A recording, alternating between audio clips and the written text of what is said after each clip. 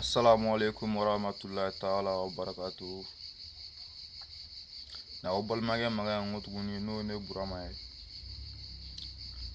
Ka boka kuma laturu kan magaw ye donin kan magaw ye. Koni anga baro sikito ye. Yana nga do anga baro kono nga fulbe kata chema so ye nga fulbe kata muru ye nga fulbe kata kramago ye. Ala nga do wuye ku ko do ken fene. Ala donc nyanga baro dam ne to ye. Déjà que kokura teble la chaman kera la ka ban wa chaman fene be ɲafe ni ala ka jɛn voilà donc i nga foli be ka taa ŋɔ tuguni bɔ nga abonnew ye minnu kɛlen ko abonné nga chaîne na nga foli be ka t'u ye kosɛbɛ voilà ko ala ka kanu to ko ala k'an to ɲɔgɔn ye voilà ko ala k'an bɛɛ sara voilà donc n y'a fɔ n tɛ sɛgɛn n tɛ ɲina ni ko nin bɔ k'a dabɔ kun tɛ yɛrɛ ko tɛ ala n y'a dabɔ de an ka ɲɔgɔn la faamuya ala ka dɔ fara ɲɔgɔn ka faamu kan ka dɔ fara ɲɔgɔn ka sɔmi kan ala ka dɔ fara ɲɔgɔn ka dɔnni kan ko nin dabɔ kun do ye ala ala ka faamu cogo ɲuman d'a ma hali bi donc bi baro n y'a fɔ cogo min na n k'a bɛna boli ni turabuden kan a n'an b'a fɔ ale ma ko lawusinɛ voilà ni laturuden bi baro bɛna boli nin kan n'an b'a fɔ ale ma ko lawusinɛ voilà dɔw ko Alasani voilà donc an ka bi baro bɛ boli ale kan ni ala ka jɛn voilà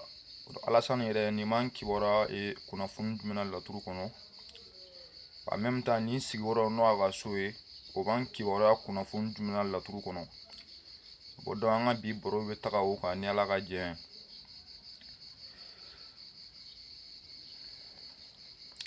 bon donc ni laturuden n'o ye lawusinɛ ye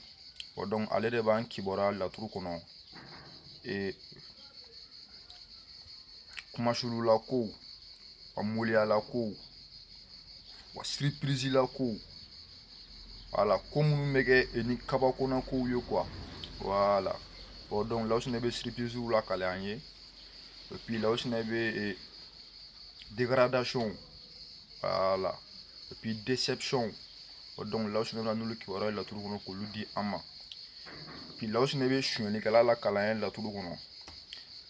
laturuden saba de bɛ yen mun bɛ sonyɛlikɛla la kali an ye seju bɛ sonyɛlikɛla la kalan an ye laturu kɔnɔ seju en même temps mankusi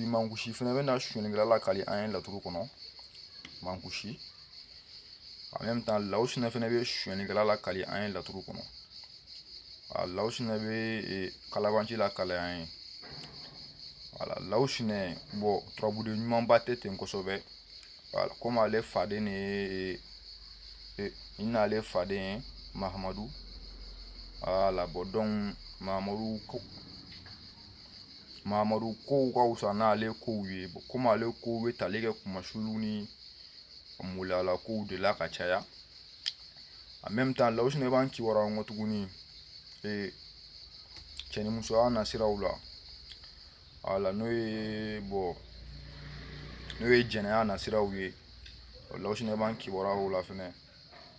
voilà donc bon n b'a fɔ ala ka faamu cogo ɲuman d'a ma hali bi n'ala ka jɛn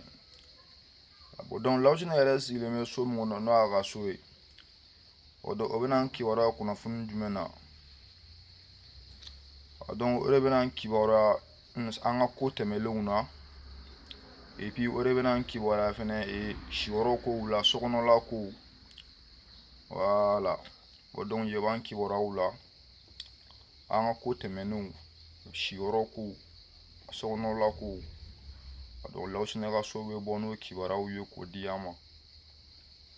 voilà donc an bɛ duwawu de kɛ o la hali bi ala ka faamu cogo ɲuman d'an ma ani ala ka jɛn komi n y'a fɔ cogo min na n tɛ sɛgɛn n tɛ ɲina ala nga dabo kun tɛ dɔwɛrɛ ye an ka dɔ fara ɲɔgɔn ka faamu kan wala an ka dɔ fara ɲɔgɔn ka kodɔn kan ka dɔ fara ɲɔgɔn ka dɔnni kan o de y'a dabo kun ye ala ka faamu cogo ɲuman d'an ma hali bi ni ala ni kira sɔrɔ ma prochaine vidéo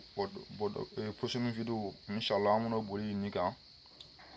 ala n'o ye Yunusa ye ala dɔw ko a ma ko tɔntigi Gariya ala ni ala kira sɔnna ma donc prochaine vidéo voilà inshallah an bɛna kuma ale kan voilà i n'a fɔ n y'a fɔ cogo min na toujours voilà comme vidéo ninnu tɛ kɛ vidéo kuntagala janba ye ten kosɛbɛ voilà déjà que ko kura tɛ ko kɔrɔ don donc ala ka faamu cogo ɲuman d'an ma hali bi voilà an ka foli bɛ ka taa u ye kosɛbɛ voilà n filɛbagaw ni n kanubagaw n ka foli bɛ ka t'u ye ala ka kanu to d'accord donc an b'a fɔ o la ko assalamu alaikum warahmatullahi ta'ala wa barakatuhu shukran